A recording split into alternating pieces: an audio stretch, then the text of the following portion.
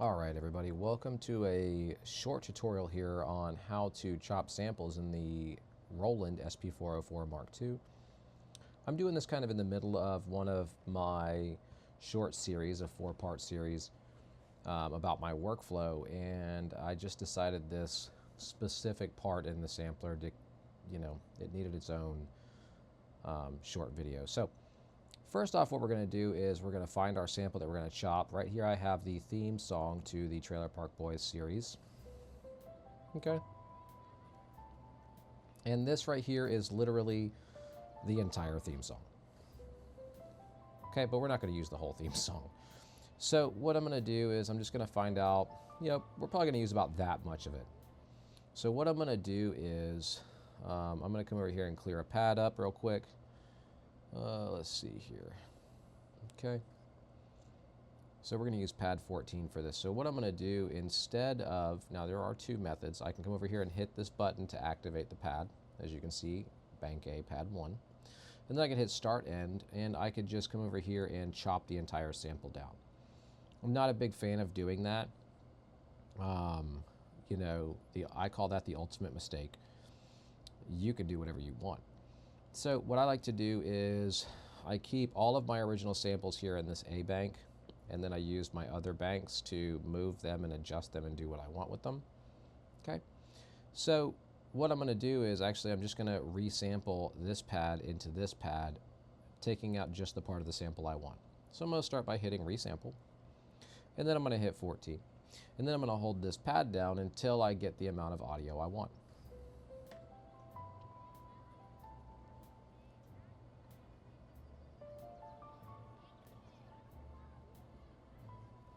That's it. That's all I want. So I'm going to give it a second, give it a little bit of spacing there, and then I'm going to hit the record button to shut it off.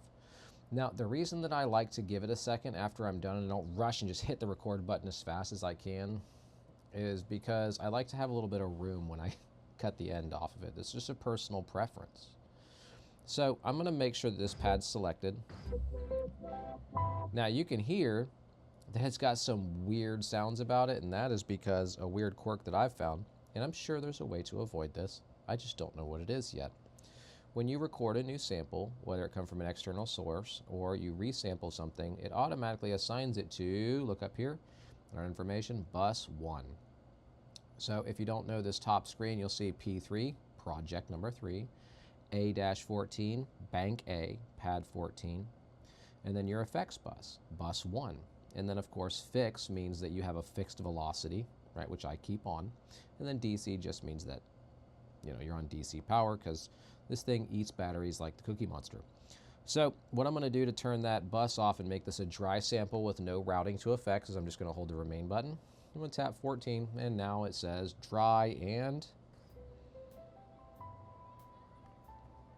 Okay, very cool. Now, here's where we're going to face our next problem, and this is something I see a lot of people don't talk about. I'm sure some people do, but the majority don't. We're going to talk about normalizing our wave. Okay, so let's look back here. Let's hit our start end and look at this wave. Wow, that is not very impressive. Okay, and I like to try to keep my levels low to where I can hear them, but I also have a level meter off to the side from my microphones that y'all can't see. And I like to try to keep that somewhere between like -20 and -13 dB for editing purposes. So that's a pretty low wave. Now, that's what the waveform was when I brought it into the machine.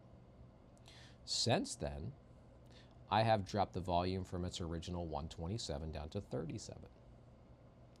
Which means that this waveform that we are looking at is only indicative of the 127 level set here that we now have to 37. So if you watch, when we come over here and look at this guy, even though it's at 127, look how tiny that wave is. What are you going to do with that? Nothing. So we have a trick for that. We come to our pitch and speed button. We click that. We're going to click our tiny encoder knob over here, and we're going to pick, whoa, what'd I do? Oops, sorry, start end. Duh, we were already there. And I'm going to come down here to You got it? Normalize. What normalize is going to do is it's going to, within a specific ratio, increase the volume while also increasing the waveform, the visual that we look at, to its maximum without distortion. Now watch. That is a very pretty waveform. Okay, you can see where we gave it some space. The one thing I will caution you against is touching this pad down here again before you change the volume, because now not only have you changed the visual representation, but you've actually changed the audible volume. That is loud. Okay, I promise you, I've done it. So what I want to do is come to pitch speed. I'm going to turn my third encoder down to 0. And I'm going to show you just how loud it was before we get there. So I'm just going to start tapping this and turning this up until I get it to where my meter says that it's around, you know, between -20 and -12 dB, 13 somewhere.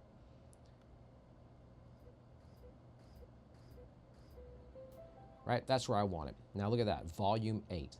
Imagine what it would have been at if we were at volume 127. So this is a, you know, something that's kind of important to me to make sure that you've got your right levels, because that'll help you in the long run of mastering and, you know, stuff like that. So now we're going to hit this, and now we have that. That's almost the exact same volume now. It might actually be. Cool. Now we can chop. And the reason that we normalized that and got that waveform set up the way we did is because when we come in here to chop, you're going to be looking at the transients, right? If I hit this one pad and we just start playing, you'll see that each one of these little, let me turn this in, let me just zoom in a little bit. Each one of these transients, which if you don't know what a transient is, I'll try to make it as easy to understand as I can. Let me turn my cursor. Right, you see this first bulge right there? That's the transient. It's where the volume goes from, it's like a sharp increase from low to high, right? If you look at almost any waveform, it has a sharp and then it has a slope, right? Sharp and then the end of the slope. This is the transient of the waveform. That is the transient of there. There's a transient there. There's a transient there. There's a transient there and one there, okay? So you're looking at the transient, and depending on what kind of sample you have, that transient is going to be very important, right? Because if you're on a drum sample and you hear a loud boom, boom, boom, well, that initial part of that boom is going to be the start of your drum that you're going to be trying to pull out. So you're going to want the transient. So it's really important that you guys normalize that stuff and make sure you have a waveform that you can see. Also, make sure that after you normalize it, you remember to turn the volume down and start from low to high, not high to low. Okay, so now that we have that, I'm going to come over here, right? We're in start end already. So I'm going to turn my third encoder here. Oh, where are we at? Oh, no, wait, we're not. We're in chop. I'm so sorry. Let me get out of chop and go back to start end. That's something that I also want to add. If something's flashing, it either means it has a secondary function or you're already in that secondary menu. If it's solid, it means you're in the primary. So I'm going to turn this third encoder and bring this little cursor for my end mark over here. And I'm going to zoom in using this encoder over here, because wherever that dotted line is where it's going to zoom in. See? So once I get that towards the end there, we're going to press this encoder down and we're going to truncate that. You don't need to know what truncate means. Just remember that whatever's highlighted when you click this will immediately be removed permanently. So now our waveform fits in our time span window here. Okay, our timeline, whatever you want to call it. So now let's get into our chop menu and let's talk about the first way to chop. So the first way to chop is by ear and by pad. Right? Let's listen to it.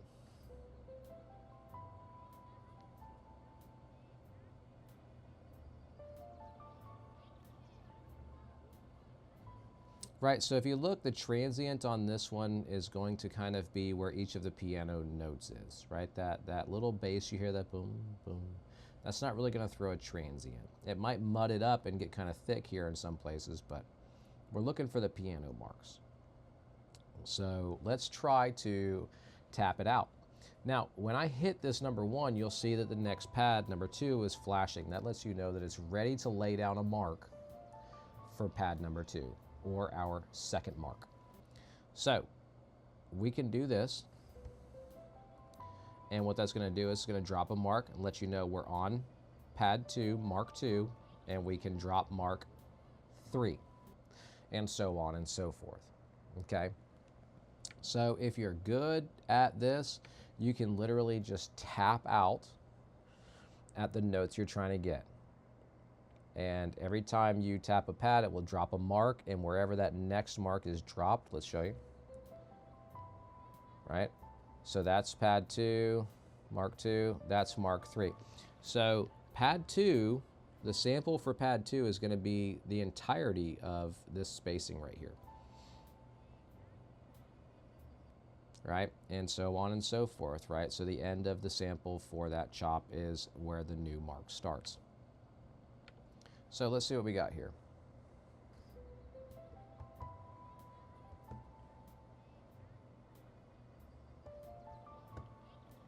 Oh, I missed it. So we can start over. Right? We'll hit number 9. Ooh, that's going to be hard.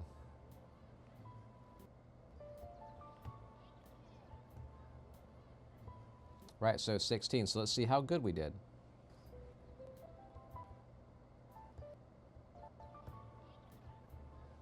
Not too bad. Well, that's not bad. You can go back to the marks and move them around. Like, let's say that we had a mark that was not that great. Let's just do these like 3 big transients here. Oh.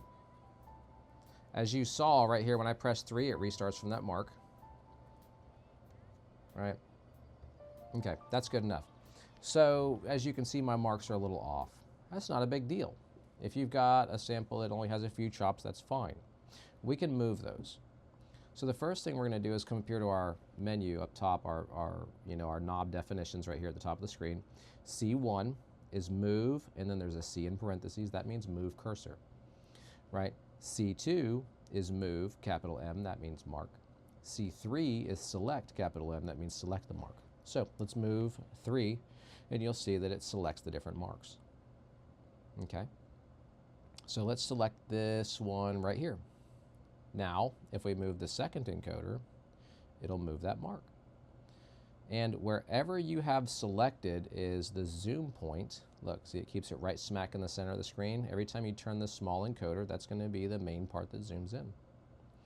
So now we can actually just come over here and very easily and articulate, we can just do that, and then we zoom out. Right? You don't have to do anything else. Okay? Perfect. What a good spot. And then we can just come over here and select another one. Okay? So we've selected that one. Let's zoom in a little bit. And now we're going to come over here and move that right there. And then you just keep doing that until you get all of your marks where you want them to be. It's not rocket appliances. Okay?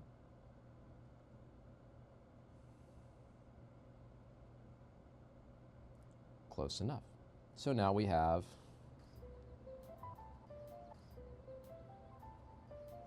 so there you go. So that's one way to do it. Okay? So that's dropping your pads out and just kind of listening to it rhythmically. So what I'm going to do is I'm going to delete those marks. I'm going to show you the second way. The second way is manual, one of my favorites. That's where we use our first encoder. We're going to move this cursor, right, and we're going to put it on our transient, wherever we want it. I know that the transients are the parts I want to mark. And I'm just going to hit mark. Look at that.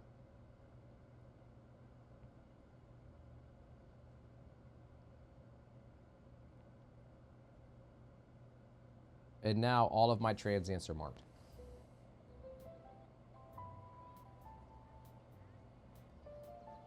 Now this isn't particularly where I want all of my marks for this chop, but this is for, the example points, okay?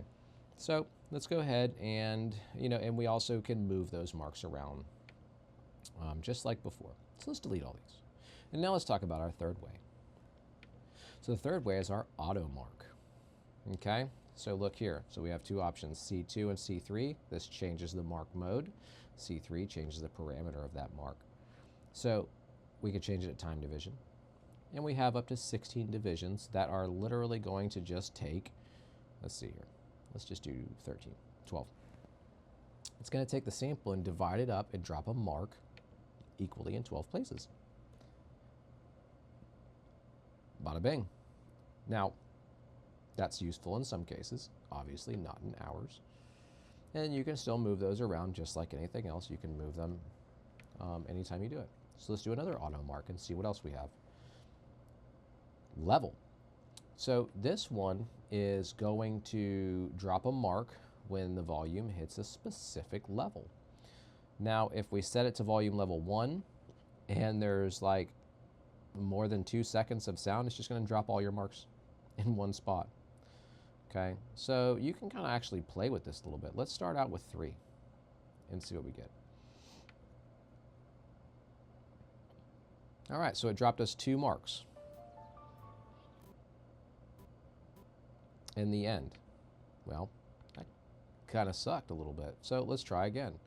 So let's change our mark to 7, right? And when it's doing this, I think, and I could be wrong, I think it's dropping marks at specific volume levels. So if it's a level 10, it's not going to drop a mark. If it's a level 4, it's not going to drop a mark. So let's try level 7 and see how many. There we go. Look at that. We've almost got the transients already.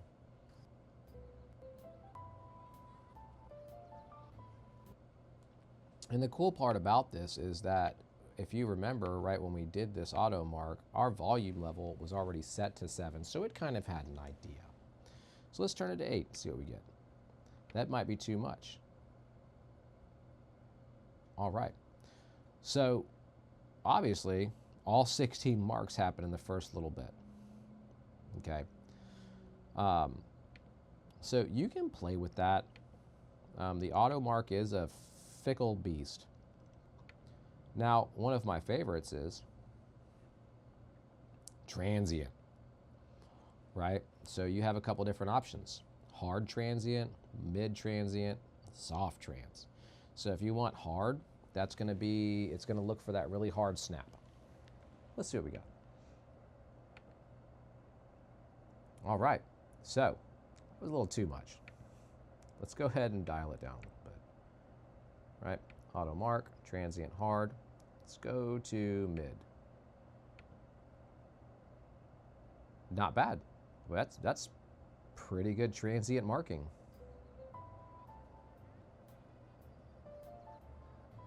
Not bad at all.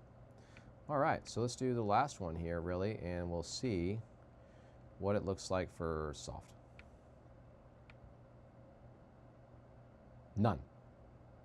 Oh, that was nice. So let's go ahead and talk about where to put our, let's just let it do the auto mark, right, on mid.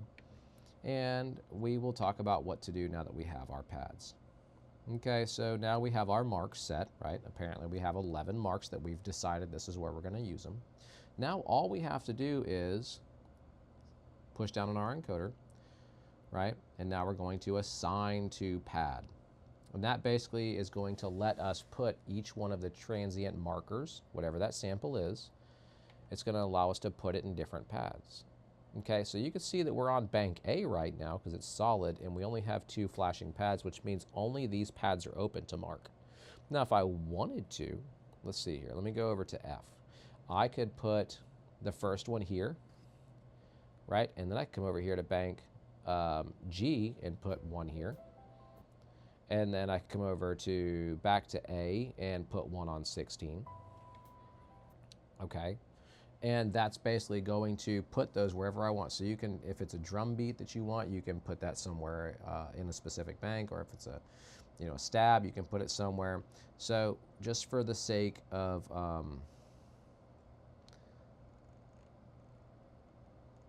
right, let's see here. Auto assign from, and you have an auto assign too, by the way. So I can come over here and it's like, it says A1.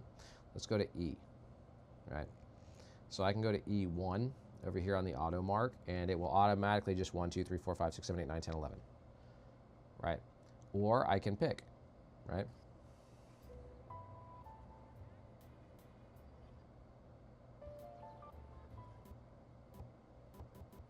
Right, and now that's all that's doing is letting me know that we're done. Okay. And then when we're done, we just hit enter. And now each one of these is going to have, now 16 is going to have its own, but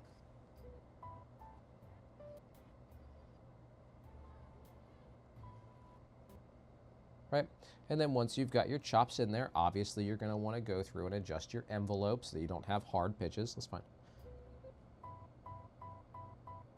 Right, that sounds pretty good, but let's check our envelope. Shift, pitch speed. Let's add a little bit. Right, let's add a little tail on that.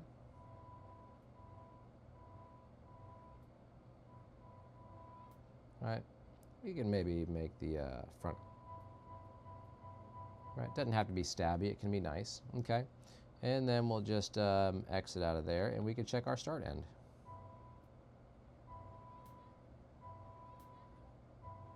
Right, maybe we don't want that full thing, maybe we want it here. Right, so we'll hit that and we'll truncate. Now we've got that nice sound there, okay? Don't forget to adjust your envelope and adjust your start end, and you know, you can adjust your pitch speed and add different effects onto it. You know, we can turn the effect on right there and add a delay.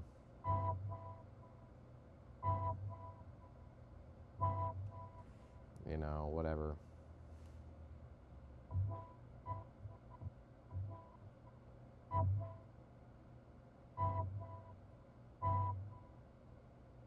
Ugh, it doesn't have to be that loud.